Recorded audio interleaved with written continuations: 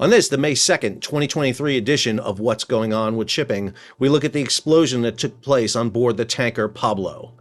I'm your host, Sal Mercogliano. So yesterday we looked at this explosion that took place off the coast of Malaysia involving this tanker, a Gabon-flagged vessel. Well, we have more information on it. We've got some latest video on it I want to share with you and some more detail on what this vessel is involved with. If you're new to the channel, take a moment, subscribe to the channel, hit the bell so you'll be alerted about new videos as they come out. All right, let's go ahead and jump into this. This video comes from New Straits Times over in Singapore, and I'll let it play here in a second. But I just want to show you the scope and scale of the damage on board the Pablo. We talked about the fact that this was an explosion that took place on board the vessel, and we have proof of that as we're going to show you here in a second. But this is the damage done to the vessel. I have never seen a tanker ripped apart this much before. Understand, this takes place on board a ship that is empty of fuel. You don't get this on a fully fueled tanker. The vapor explosion that happened because there was not an inert gas environment. In other words, the oxygen levels were above 8 to 11% that allowed this explosion to take place. Right now, they're in the process of looking for the 3 missing crew members, but this explosion literally ripped the top of the vessel off the tank deck. And it is just an amazing level. I'm going to hold it right there. It's an amazing level of damage. I mean, literally the top deck, which is, again, what this tanker has above it, has been blown off of it. And not just that, here you see one of the bulkheads that separates the tanks right here. They are missing in some of these other areas. So this explosion was catastrophic that took place on board the vessel. These next videos come from us from Tanker Trackers. Tanker Trackers is a great outfit. They monitor the movement of tankers around the world, and particularly for companies to ensure that the fuel they're buying is coming from correct sources. AIS, the Automated Information System, onboard vessels can be spoofed, and Tanker Trackers does a great job with that. This image is taken from a neighboring tanker. This is from Enola, about 1.7 miles away, and I'm going to play the image here. This is the earliest the video has, so you can see the mushroom cloud that is coming up from the Pablo at this moment. And I'm going to go ahead and just play. It's a short video, only about 20 seconds.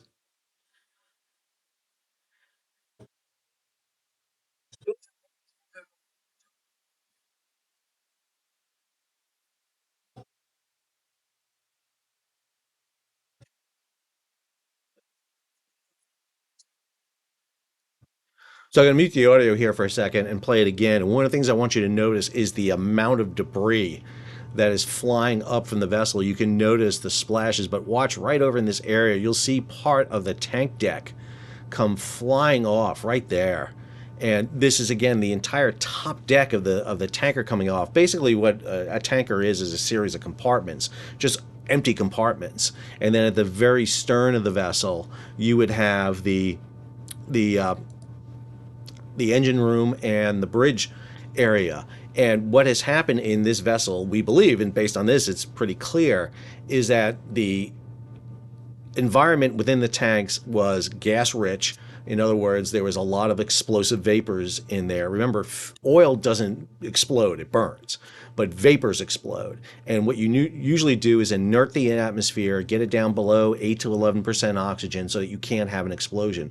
Obviously, explosion happened in this. Now, they weren't doing a ship-to-ship transfer. There's no vessel alongside. So this is either a buildup of static electricity, they were cleaning tanks, hot work, we don't know. All we do know is that this vessel suffered a catastrophic explosion. This is over on Tanker Tracker's Twitter page. One of the things you see right here, this GIF, shows you what the tanker looks like from orbit, from commercial satellites. These are open source intelligence. And one of the things you see here is how the entire deck area was blown off after the explosion. And if you come down over to here, you can actually see this video here showing the rise of the smoke coming from the vessel from the period of the initial explosion moving toward the west. Just absolutely an amazing event, something you don't typically see. So I want to talk a little bit about what Pablo is. I talked about this in the last video, but I want to go a little bit more in this. Michelle Weiss Bachmann over from Lloyd's List just put out a great thread on Twitter. She is a phenomenal reporter when it comes to all things shipping. In my last video, I recommended a Lloyd's List podcast. She is featured in it preeminently and really should follow her. She's great on this. So one of the things she's talking about is this vessel belonging to the Dark Fleet. And so one of the things she provided was this great list of information about it. So there's about 450 tankers that are in the Dark Fleet, and this is compiled by Lloyd's List. And what this does is it looks at the classification societies. And classification societies are those third-person groups that are supposed to ensure vessels are within class. You have the owner of the vessel, you have the flag of registry, you have an insurance company, but then you have the classification. And the best analogy I would have for a classification agency, it's like the people you bring your car to for an inspection, who ensure that your car is meeting the requirements. And in this case, what you see is where are these 450 ships registered. So you'll see, 17% are at Lloyd's, 8% are Korean, 8% at DNV, but the disturbing number here is those that are in not sanctioned classification societies, 8, or just don't know. A quarter of the tankers, we don't know who classifies them, and that is extremely disturbing. Because understand what happens here with Pablo is Pablo's off the coast of Malaysia, just came out of China. It is sitting there waiting for another tanker to come alongside of it, do a ship-to-ship transfer, as we talked about in the last video, and load fuel on board. That fuel may be coming from Iran, Venezuela, Russia, or some other source, and then it's going to carry it to China. And the problem is China is not doing the port state control inspections like they should. Matter of fact, one of the things China is allowing to do is non-classified vessels, ships without classification societies coming in to get out from having Western classification societies. And this is a growing part of that Dark Fleet. This is another source that Michelle had in there, and this is the Dark Fleet by countries of registration. So, for example, 39% are in the Marshall Islands, 12% in Liberia, 5% Panama, 6% Suriname, 6% Seychelles, 2% Suriname, 16% Hong Kong, China. Sorry, my head's in the way there. Cayman's 2%, British Virgin Islands 3%, Vietnam 5%. But again, we get into this area where 5% are other. Okay, that's other, and that's where you would have nations like Gabon on there. But 8% unknown or under review, which is just disturbing again that we're sitting in this area. Go on here. Here's that Dark Fleet again. This is the different clubs that are involved here in it. I'm going to remove myself so you can see this. So who are the insurer clubs for it? 4% is the American Club, 17% West of England, 4% these other IG groups, and then 75% unknown or under review. In other words, not knowing who has the insurance for these vessels. And that is a major, major problem, because one of the things that we're seeing right now is that ships are being shifted over into registries that will basically just accept them. So over here, this is the sheet I showed you yesterday. This is from the Tokyo MOU, the Tokyo Memorandum of Understanding, where Asian countries have signed in to do port state control. And here's Pablo listing flag of registry as Gabon. The name of the owner is listed as the Pablo Union Shipping Incorporated in the Marshall Islands. And the problem is there's no answer in the Marshall Islands. There's no answer from this. It's basically a storefront that is doing this. And what we're seeing is this registry to Gabon is a big problem. This ship had been registered previously under Tanzania, another huge shipping country, but now it's under Gabon. And when you look at Gabon as a registry, here's their registry, the Intership Services. This is what provides their registry. It is the sole authorized representative for the Maritime Administration of Gabonese Republic worldwide. And where is the headquarters for the Gabon flag? It sure the hell isn't in Gabon. It's in the United Arab Emirates. And basically you're not getting any answer from the United Arab Emirates, because it is one of these shell corporations that are being used for the registries. And this is where you're going. But understand, the biggest ones aren't Gabon. Gabon is actually a small amount. I talked to you before. The Marshall Islands is the biggest one. Over 36% of this dark fleet is in the Marshall Islands. And the Marshall Islands is under something called the International Registries. This is International Registries. Now, some people will know that the Marshall Islands is a protectorate of the United States. It has a treaty with the United States. You got to be careful about this. Some people are sitting there saying that, well, Marshall Islands falls under the U.S. protection because of the ship that recently got grabbed by Iran. Did a video on that. However, that's not the case. The Department of Defense in 2015, when Iran seized the previous Marshall Island flag vessel, clarified that the defense of the Marshall Islands refers to the physical islands, not to the flags of registry. But what's interesting about the International Registry for the Marshall Islands is where it's located, because it sure to hell isn't in the Marshall Islands. It is located right here, just outside of Dulles Airport in Washington, D.C. That's right, the International Registries for one of the largest registries in the world, the Marshall Islands, is located in Northern Virginia between Dulles Airport and Washington, D.C. The other one that has a huge amount of vessels in the Dark Fleet is the Liberian Registry. That's the other element that has a pretty large piece of the registry. Marshall Islands has 36%, Liberia has 12%. And I'm going to sit there and ask you this question again. Where's the Liberian Registry headquartered?